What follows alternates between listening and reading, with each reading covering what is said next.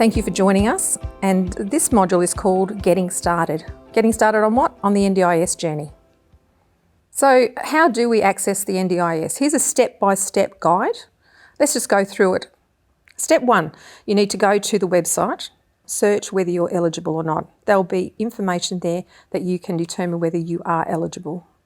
You can also email or visit an office. Step 2, call this number, 1800 800 110, and you need to ask for what's called an Access Request Form or an ARF. So step 3, when the ARF arrives in the mail, you can get help. You need to call your local area coordinator with your relevant community partner, or you can contact Kudos. The Access Request Form consists of 8 parts. You can download the ARF online now, but Part A asks for things such as your personal details, your name and address and phone number and so on. Here's a tip, make sure those details are correct at the first time that you put them in, because it's very difficult to go back and change them. Part B is about privacy and asks for consent to be able for the NDIS to contact other services such as Centrelink and Medicare. And here's the tip for that. This is important to give them consent and provide your customer reference number. That's a very important part as well. Part C in the form asks for contact preferences. So how would you like to be contacted? Part D asks for details of a legal guardian, representative or parent. It's very important to nominate somebody. You can even have 2 people, especially if you have high support needs, or if a person is non-verbal. Maybe they don't access computers and phones. It's really important to have somebody who will help you with those things.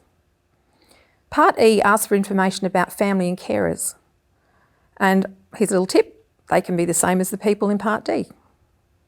Part F is about evidence of a profound and permanent disability, and we're going to discuss that in a little bit more detail in a moment. Part G is the instructions on what to do if your circumstances change. Make sure you read that. You might not think that your circumstances are going to change. You never know. So make sure you read that part. And Part H asks for a signature.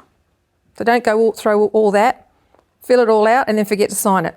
Make sure you sign it. So if you don't fill it out correctly the first time, you might not get funding. So what is evidence of profound and permanent disability? Where do you go for evidence of that? Because it has to go in your application. And what do you need to ask for? Well, for mental health, people like psychologists and psychiatrists. Function and treatment of therapies, well, that's people like physios and podiatrists, OTs.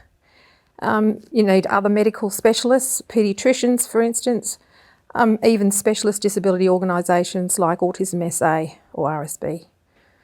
So that's where you can go for evidence. So what is it that you need to ask for from your specialist? Well, you need to get assessments and reports on the effect that your impairment has on your everyday living, not just a diagnosis of what's wrong.